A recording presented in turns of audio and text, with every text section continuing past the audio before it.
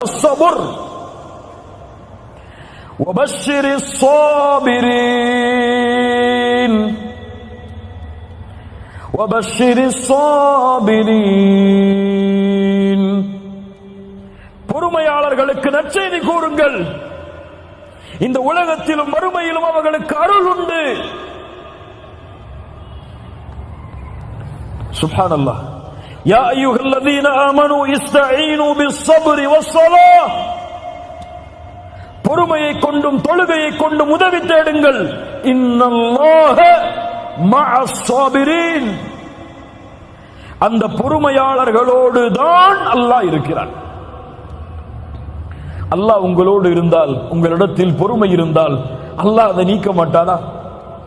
அந்த கஷ்டத்தை நீக்குவதற்கு இருக்க தேவையான ரப்பே உங்களோடு இருந்தால் அந்த கஷ்டம் எங்கே போகும்? சுப்ஹானல்லாஹ். பாடங்களை படியுங்கள். நபி யாக்கூப் அலைஹிஸ்ஸலாத்து வஸ்ஸலாம் தான் விரும்பக்கூடிய குழந்தை நபி யூசுப், சகோதரர்கள் திட்டம் தீட்டுகிறார்கள் என்று கூறினால் கனவை வெளிப்படுத்தாத யூசுஃபே என்று சொன்னார்கள். ஆனால் அந்த சகோதரர்கள் திட்டம் தீட்டி சகோதரனை எப்படியாவது அழித்து தந்தையின் விருப்பத்தை நாங்கள் அடைய வேண்டும் என்பதற்காக திட்டம் தீட்டி நபி யூசுஃபை கிணற்றில் வீசுகிறார்கள். கிணற்றில் ஒரு நபி, அந்த வழியாக வந்த வியாபார கூட்டம் மிஸ்ருக்கு சென்று அங்கே சந்தையில் நபி யூசுஃபை விலை பேசுகிறார்கள். ஒரு அடிமையாக, ஒரு அடிமைத்தனத்தில் ஒரு நபி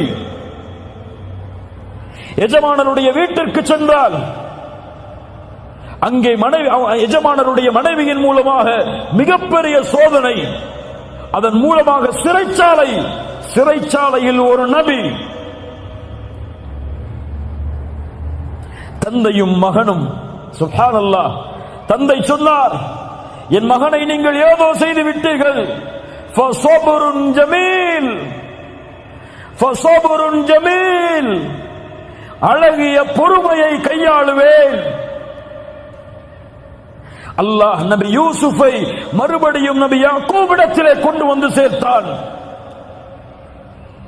இரண்டு முறை சொன்னார்கள் இதே வார்த்தையை நபி யாக்கூப்.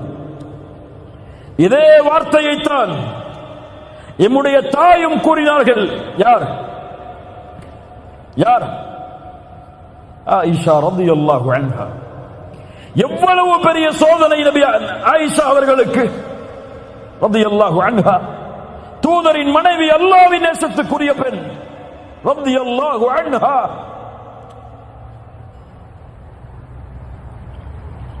இந்த உலகத்தில் அருவருக்கத்தக்க ஒரு பாவத்தோடு ஒரு நபியின் மனைவி இணைக்கப்படுகிறார்கள். ஒரு சித்தீக்கின் மகள். தூதர் அல்லாஹ்வுடைய வசனத்தை எதிர்பார்த்திருக்கிறார்கள்.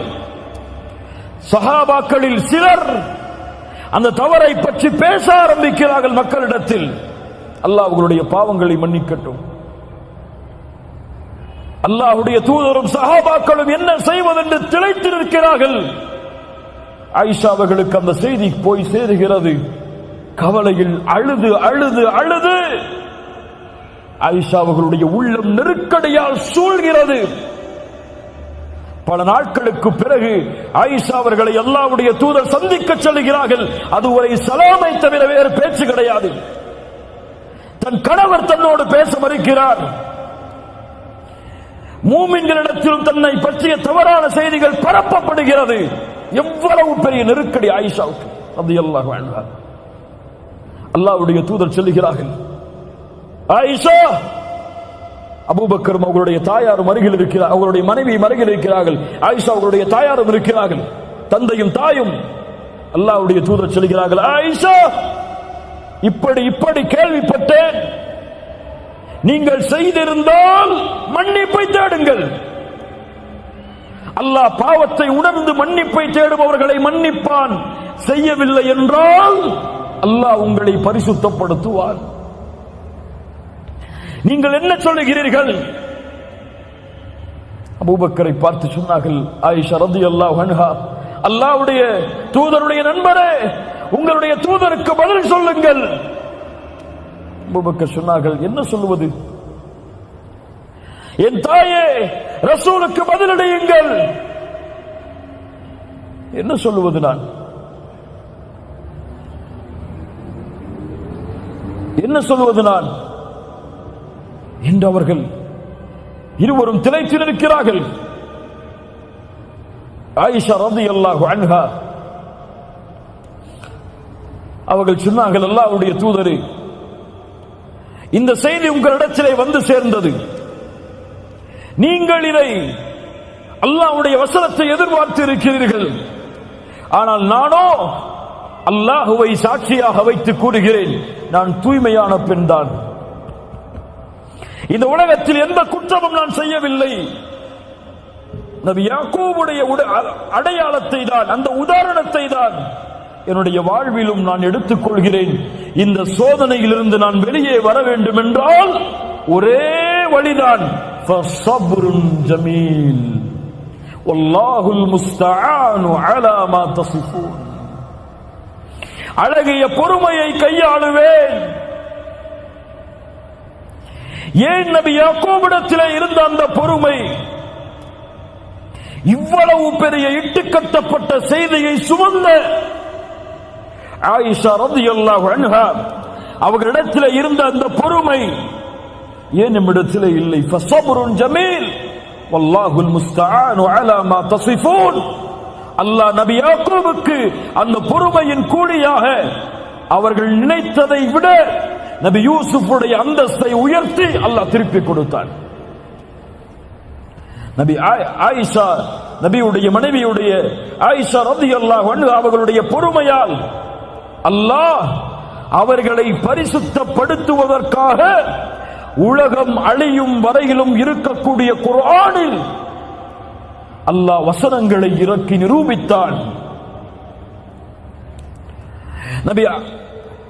நபியுடைய மனைவியாகிய ஆயிஷா அவர்களுடைய கற்புக்கு அல்லாஹ் சாட்சி கூறினான் அந்த பொறுமையால். நபி யூனுஸ் அதே சோதனையை சந்தித்தார், பொறுமையோடு இருந்தார். நபி நூஹ் 950 ஆண்டு காலம் அழைப்பு, பொறுமையோடு இருந்தார். முஹம்மது ரசூலுல்லாஹ் ஸல்லல்லாஹு அலைஹி வஸல்லம் எவ்வளவு சோதனைகள் மக்காவில், எவ்வளவு சோதனைகள். நபி சுஜூதில் முஷ்ரிக்குகள், மக்கத்து காஃபிர்கள் அந்த தூதரின் மேல் ஒட்டகத்தின் கழிவை வீசினார்கள்.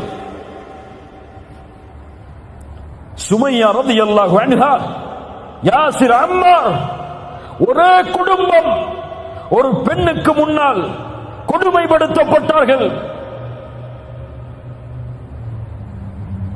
அல்லாஹ்வுடைய தூதர் என்ன சொன்னார்கள்? சப்ரன் ஆல யாசிர்.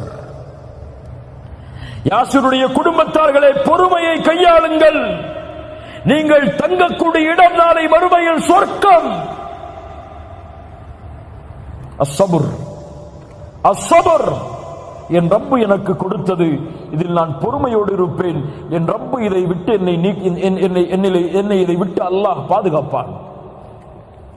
என் ரப்பு எனக்கு வழிகாட்டுவான். அதுவரை பொறுமையை கையாளுவேன், பொறுமையோடு இருப்பேன். என்ன சோதனை வந்தாலும், சிரமம் வந்தாலும் சபர். வபஷ்ஷிரிஸ் ஸாபிரீன், இன்னல்லாஹ மஅஸ் ஸாபிரீன்.